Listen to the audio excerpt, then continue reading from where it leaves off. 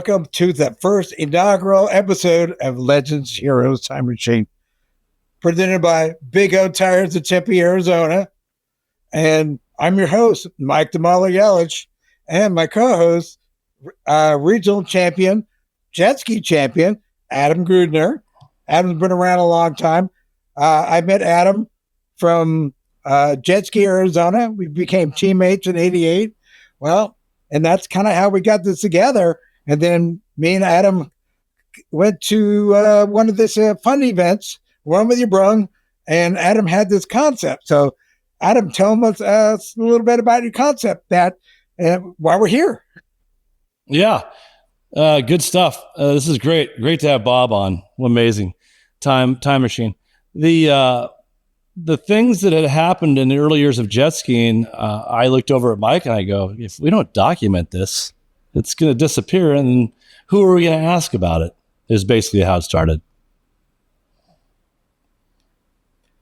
And we were at the Run With Your Brung, and some crazy bald guy comes up, starts talking, and Adam goes, "Do you know this guy?" I go, yeah, I know this guy. And Adam goes, "Hey, well, I'm going to buy him a beer. He's pretty funny." Right? And I'm sitting there, and Adam's kind of like, going, "Yeah, this guy knows a lot about jet skis." And then I look over at Adam and I go, "Adam, that's the son of the jet ski inventor, basically. That's Clayton Jacobson III.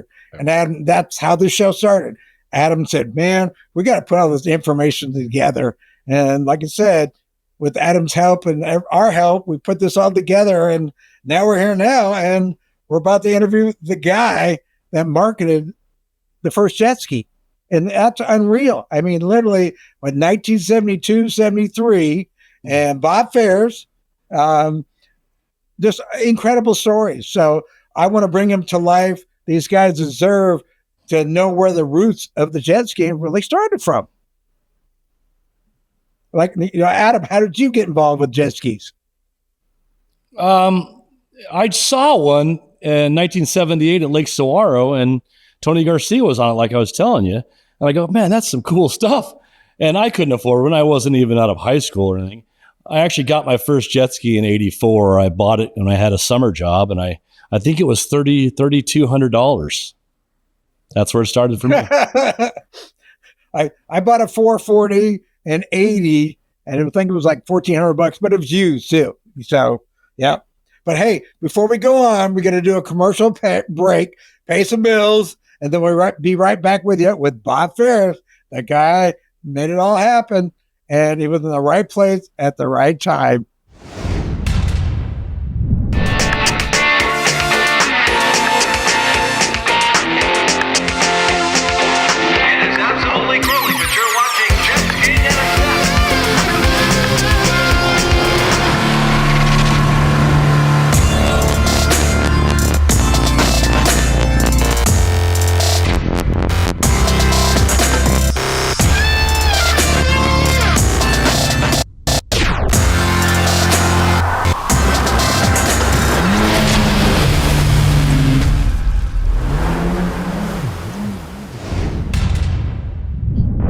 Hey, welcome back, Bob, to Legends and Heroes Time Machine.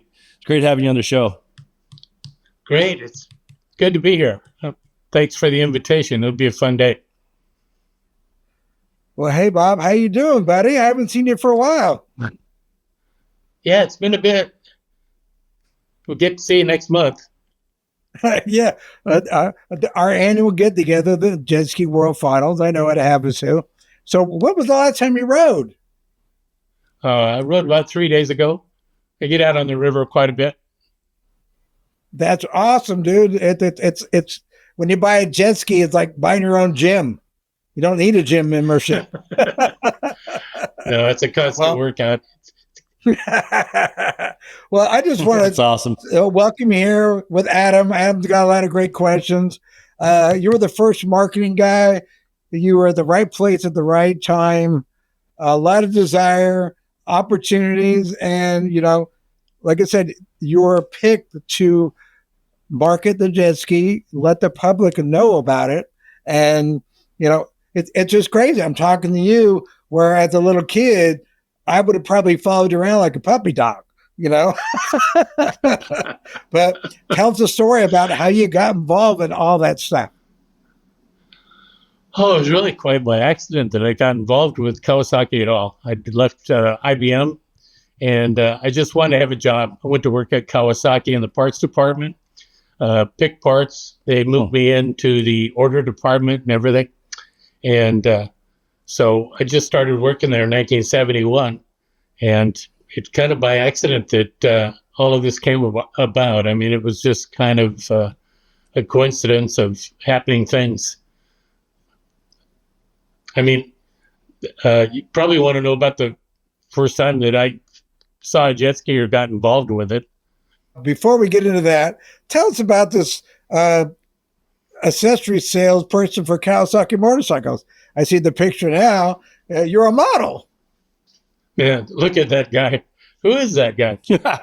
Yeah, I went to work in the motorcycle division, and in 1974 they started the accessory division for Kawasaki, and so I was put on the road doing different jobs for them, and I traveled around showing dealers introducing the product that Kawasaki was doing as their own accessory manufacturer.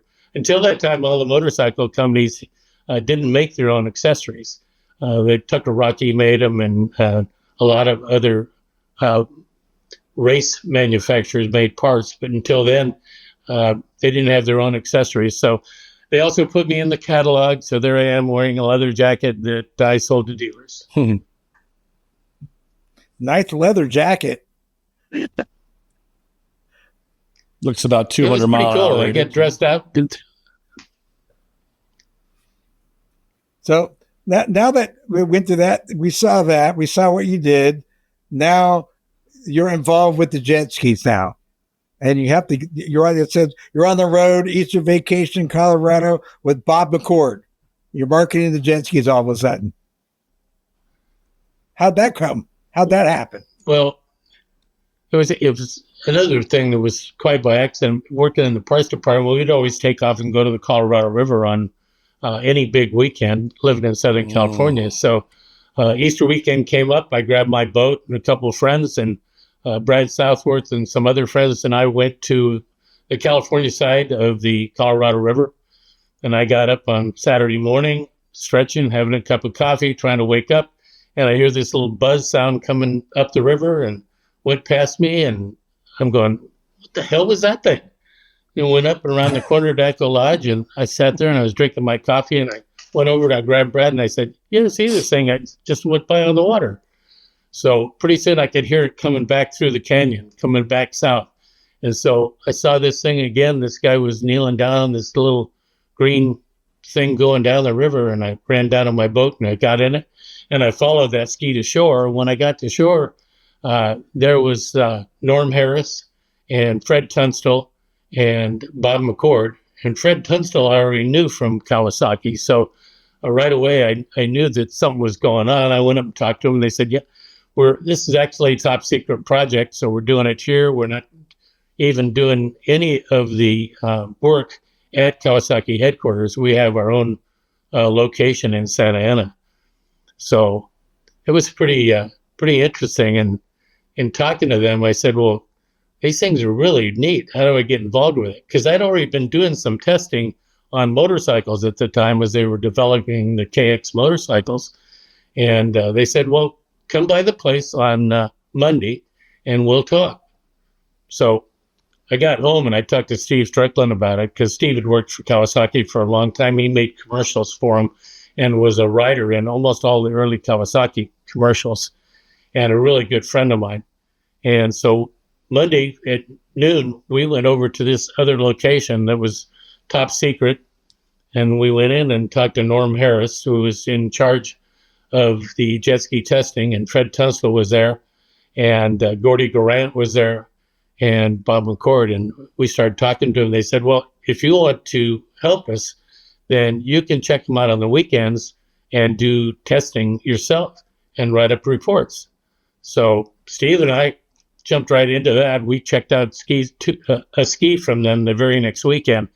we went up to Pine Flat Dam up above Bakersfield, between Bakersfield and Fresno, and took out a ski and went riding on the lake. And we didn't get much riding in. Steve rode a little bit. I rode just a little bit. And then I went to the store, came back, and the ski wasn't working. So we worked on it a little bit. And it would start up and run. We'd put it in the water. It wouldn't run. We'd put it on the beach. We started up and run. We'd put it in the water. It wouldn't run. Of course, found out many years later, or a couple of years later, that broken pipe was a pretty common thing on early test boats, and they didn't run it with a hood on. So that was our first interest. No, they don't. See, you got a picture up there of some early riding. Look at that smile. Yeah. Yep. That picture right there, that picture is at Carlsbad Lagoon. The girl in the picture was my girlfriend at the time, Judy. And then Mike Mumford is on the ski that's closest to the camera. And then I was behind that. And we had just purchased those skis. We could purchase those in 1974. We couldn't buy them in 73 because they were only being sold in Texas and at Carlsbad at Snug Harbor. But as employees, we couldn't buy them until the 74s were released. So this is right after we got to buy the skis. The one my girlfriend was riding and the other one were mine, and Mike Mumford was on the other one. Really, really great times. Wow. That was when it was introduced, was the 73 to the dealers, and when did they start to sell them? Well, in 73, Steve Strickland and Fred Tunstall and Steve's wife, Linda, went to Texas, and they test marketed the skis in Texas. So, there were only 500 skis made that year. So Steve was there, and they put out a big banner by the road, and they had a weekend, and they'd have dealer help, and they would put riders on the jet skis. And these were also going on up in the Northeast, as they were doing some marketing up there to see if the skis were going to go. They really didn't need to test market them in California. They knew that the California lifestyle would fold right into the skis, and that they wouldn't have any trouble trying to sell skis in California. And they were already using Carlsbad as a test location. And so that's where we spent a lot of time, at Carlsbad, riding skis. Sounds good. And then the first manufacturing was in Nebraska, right? Yeah. Lincoln, Nebraska started up as the first Japanese country to build anything in the United States. And so Lincoln, Nebraska started up in 1975. And the opening product that was built there was the jet ski. And so you probably got some pictures on that, but the first production run was done in June of 1975. And I got to be there for that initial run to come off the assembly line and take some pictures. Oh, there, we got a picture of the factory there. That's the very first 400 Kawasaki jet ski that was made in the United States. The pre-production ones were made in Japan, so all production moved to, and it became a USA product at that point. The engines were still made in Japan, but we still had all the hulls, and the assembly work was done by Americans in Lincoln, Nebraska. So these skis right here were actually go ahead. And then the first demo was in the Bahamas, right? Well, the dealer introduction was done in the Bahamas, and that's what these skis were built for, was to go to that show. And so in 1975, the dealer meeting was in the Grand Bahamas, and there it is. We got a picture there. Those are the skis lined up on the beach, and the dealers would come out and ride on them. Now, a couple of dealers had a little bit of a preview for it because I was the district manager in Northern California, and of course I had my ski and another ski that I took up there with me in 1974.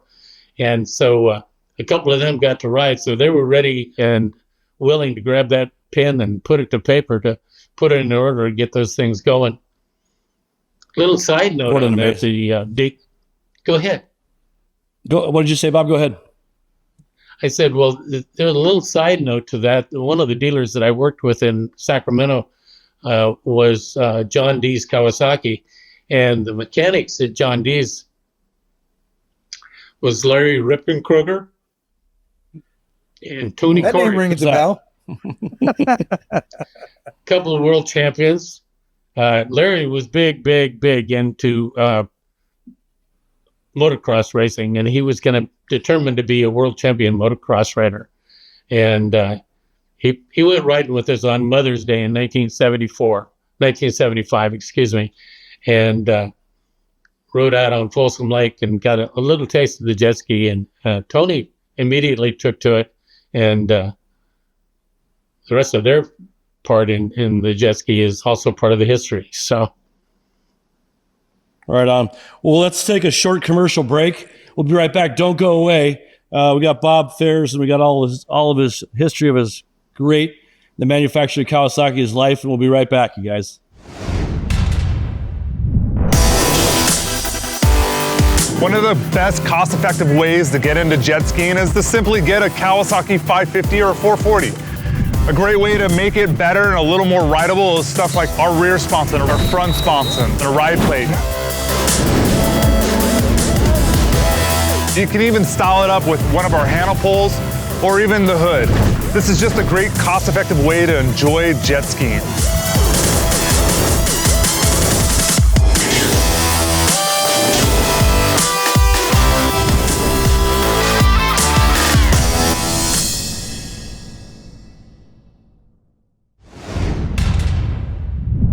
All right, guys, everybody watching, we're back. Legends and Heroes, Time Machine. And don't forget, we got Bob Phares, one of the original guys that marketed the jet ski. And this is presented by Big O Tires out of Tempe, Arizona. Hey, Bob, explain to me the transition from a district manager to the jet ski manager, basically jet ski specialist. And then all of a sudden you're racing Mission Bay. You know, what was going on there? Did you guys know that the jet skiing was going to get into racing? Well, it was quite a transition, really. I mean, I was a district manager in Northern California, and then I had heard that a guy named Bill Gray had been hired by Kawasaki to start the actual division for jet ski. So until that time, it was just still part of the motorcycle division, and it wasn't really being promoted yet. It hadn't gone to the dealers yet. The pictures we saw in the Bahamas were just a little bit prior to that. So Bill Gray was hired, and I heard about the position. So I left my job as district manager in Sacramento, and I moved back to Kawasaki. I went to work temporarily in the customer service department, kind of the penalty box of the company, where you got to answer questions about what you didn't like about me, our product, because these were people that had had problems and were waiting on the phone to share their grievances and get something done about it. So, yeah, and then the next thing that happened is it turned into 1977, and a guy named David Wiles owned a Kawasaki dealership in San Diego. And so David Wiles came to Kawasaki and said, we want to hold a jet ski race, and we want to hold it in Mission Bay, and we need some help. So Doug Silverstein and I went to see his riders and talk to him about how he's going to put on the event and what he was going to do, and met with most of the riders in the San Diego area with him, and we rode with them. Changed some ideas, I think, with David about the classes that he should have set up, because he just had it set up as one class, and we already knew that we were running a lot of modified motors and they were running all stock equipment, and the idea that he should have a stock class and then a modified class. And so that's when the racing was first brought up to start, and that was 1977 for San Diego, and it was held in Mission Bay. In that event, what I remember is what I heard, that you guys, there were so many people at the event in San Diego that you guys, like a traffic jam all around San Diego freeways and everything because people wanted to see what it was all about. The jet skiing was all about. And I heard you guys, like I said, there's a traffic jam all around Fiesta Island. That's pretty hard to do. Yeah, it was quite a scene. We had vans and jet skis everywhere, and the beach was full of yellow skis and some white skis starting to come in at that point, and some old test boats that had been kept around a little bit off the books, and it was going to be a fun event at that point. So, Bob, tell me about this modified 440 with the pipes sticking out the side. Yeah, as I mentioned, we had talked to David about having stock class and modified class. Well, the test team came from Shakopee, Minnesota. So that would have been John Silverstein and Danny DeAngelis, who's on the right-hand side of the picture. And they brought this jet ski right here. You can see the pipes on the outside of it. And it's an Invader snowmobile 440 motor. So the 440 Invader turned about twice the RPM that a jet ski engine would turn. And then, of course, the chambers on it made it just ear-splitting when this thing started up and ran. We also ran those races as a Le Mans type start. So you ran down to the ski, drug the skis off the beach, turned them around, and then headed out on the course. When this ski ran, it was dead last to start off the line because trying to get a jet ski starter motor to turn that motor fast enough to start, they were already past the first turn when this boat left the beach. And then it reeled them in lap by lap until it finally was out in front, and then it broke a pipe. And so that was kind of the end of the story, except for the interesting thing that there was a protest. So there wasn't money being paid at this race, but there was a protest on this ski because they said it wasn't a 440. And so John Silverstein took the ski over and they did a teardown on it. They measured everything, and it was definitely a 440. It was a jet ski engine 440, but it was a Kawasaki Invader 440. And so John was the first one to make any money at jet ski racing because he made money on the challenge of that ski not being stopped. How did that come to be, though? That's a modified. Who thought of the idea about putting the pipes on the outside, though? That's the only way it would fit, right? Well, John worked in Shakopee, and in Shakopee, they also developed the snowmobiles for Kawasaki. So during the wintertime, they tested snowmobiles. During the summertime, they tested jet skis. So they were real tight with the snowmobile guys that were testing there. And so they said, well, the Invader engine will fit right into that thing. Let's see what it'll do. So they put it in there, and then John and Danny drove all the way from Shakopee, Minnesota, which is up on the lakes. Well, there's lakes everywhere in Minnesota, but up out of Minnetonka, Minnesota, and brought it to the beach and went out racing with that one. That's the modified class. It's wicked. That thing looks wicked just the way it sits there. Looks like it's fast. It's not even moving. Yeah, the crowd kind of cheered when he broke down on the back straightaway because they went, we want to have a Kawasaki jet ski win this race. Yeah. That was the mod class boat, though. That was the mod class, yes, definitely. Now, but he got protested because they didn't think it was a 440. Okay, now on to your win. You won that day on the stock 440 class. Did you have anything special on the ski, or is it just you had more time on the jet ski? It was mostly time. I mean, the skis were all stock. It was a stock class that I was running in, and they also allowed knee riding at that time. And so most of the riders were riding on their knees because they were afraid to fall off. Doug Silverstein, who's in the picture with me there, you can see the pictures of the trophies down below. Doug also won his event that day.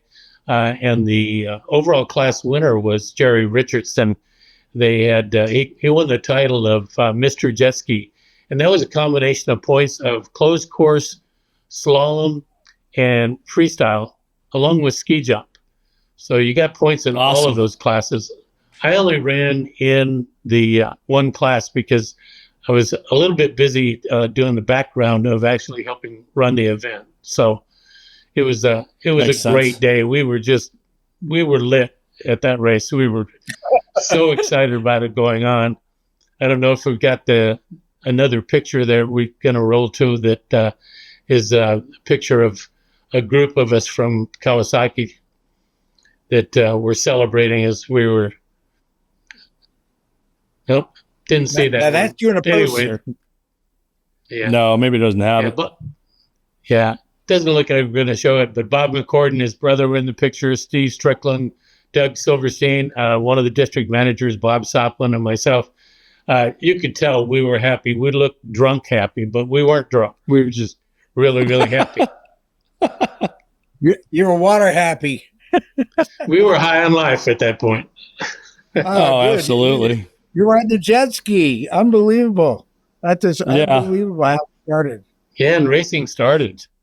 Bill Gray had an idea of taking us all to a lake that was not a reservoir lake, but a glory hole lake. So it didn't have a dirt shoreline all the way around it. So it was trees down the line. So we went to Whiskey Town Lake.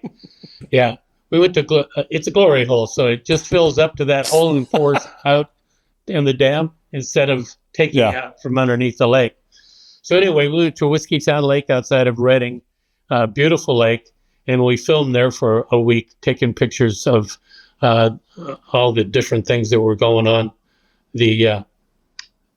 Bill had us kind of audition because I was part of the boyfriend-girlfriend team, and then there were 3 riders that were riding together, and then there was a family group with Fred Tunstall and one of the girls from the accessory division on a little houseboat. And so it was showing the different aspects of what you'd be doing as a jet skier. You could do it individually or with a family or whatever. And so Bill did kind of an interview and had us ride past and do different things on the skis. And guys that were doing backward no hands and headstands and everything else. And my thing was to make big turns. I was bigger than the rest of the guys, and I could bury the ski quite a bit. And so I could get a lot of water off the ski, take it down to the rail and throw water. So, okay, Bob, this pictures here. Tell us about the marketing and the brochure, and then how you saw the brochure on the airlines and that popped up, and we should see the picture in a minute. The picture we're seeing here, that's the brochure picture, and Bill had decided he was going to use me for the picture. Because the amount of water generated and I knew the camera worked. So I was doing pretty good with being able to put the ski down and get a good picture.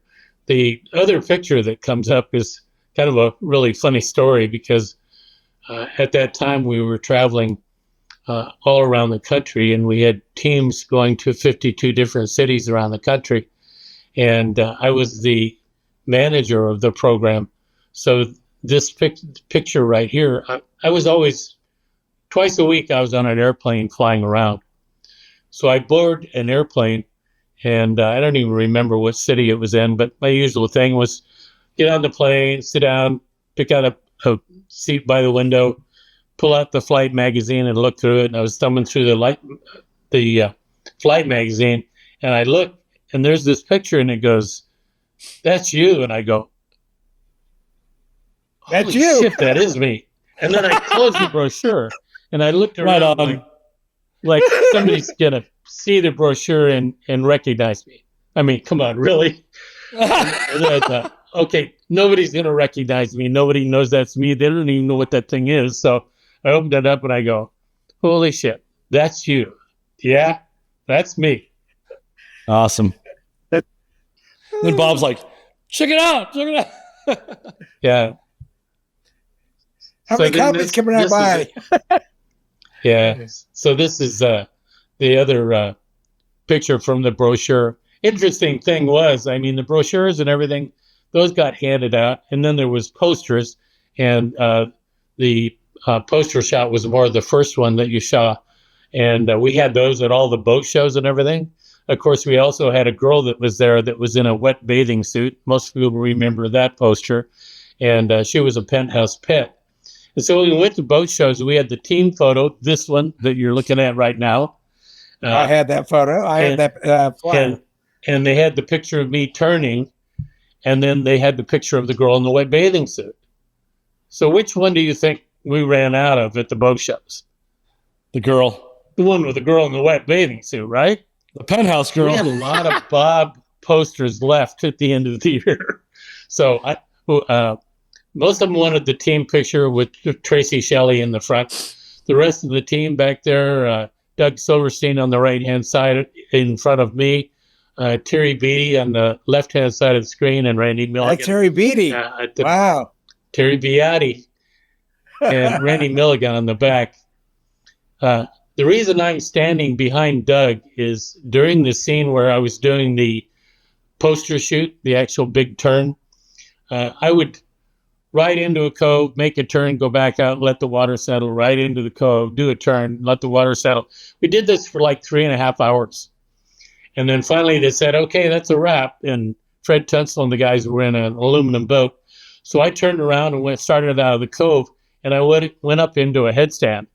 And then what I didn't know is when I went into a headstand, the boat had rocked to the right, and I turned back into the cove.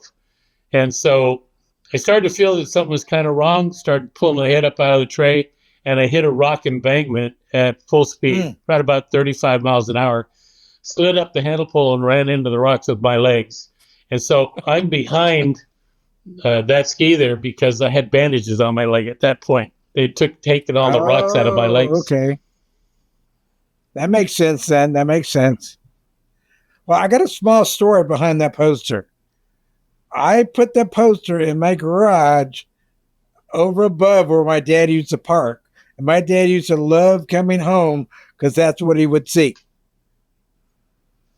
He'd pull in the garage, and there was a post, that flyer, that that poster was right there. He'd always say something. Man, I always loved coming home. Oh, it was a picture of the Penthouse pet in the wet bathing suit. Penthouse, the Dirty Magazine. Well, yeah, the picture of the black-haired girl that was on the other parking spot with my mom. And my mom didn't like that poster. My mom's all like, "No, you need to put that somewhere else." So I had to put it on the side. We had such a fun time doing that shoot at Whiskey Town, making brochures and everything. I mean, what a life to be. We actually did a tropical blend commercial there and everything. So it was a lot of fun, and it led to the whole scene of us doing the 52 city tour in the summer of '79. And I don't know if we're going to get back into that during this one, or if we might carry that on to another time. Well, I think right now we kind of like it. This is all we have time for today, right? And I've got a lot more if you got more hours. Oh, we know you got more. That's why we want to go and do probably a second one with you. And absolutely. Let's see.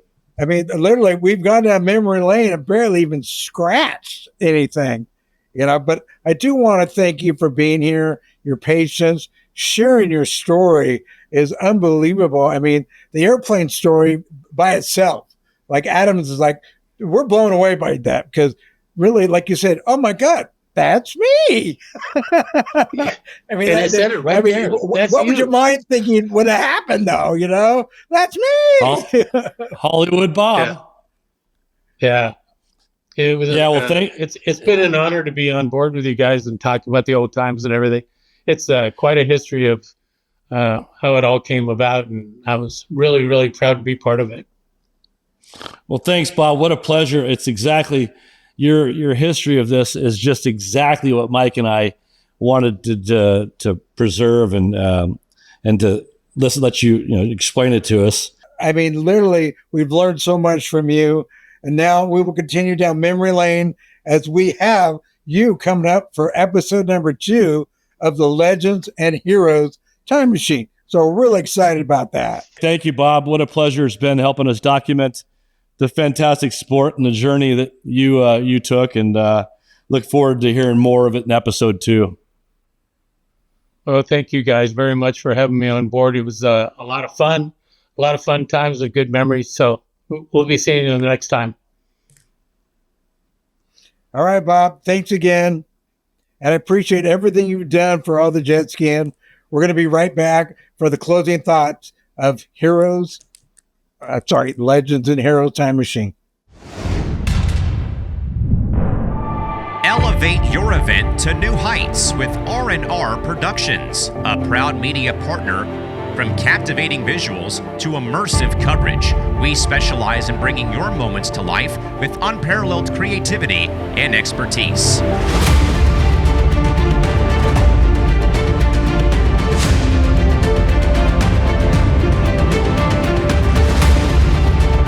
Whether it's live streaming, highlight reels, or social media buzz, we've got you covered. So trust R&R Productions to amplify your brand and showcase your talent like never before. Experience the power of elite media partnership with R&R Productions.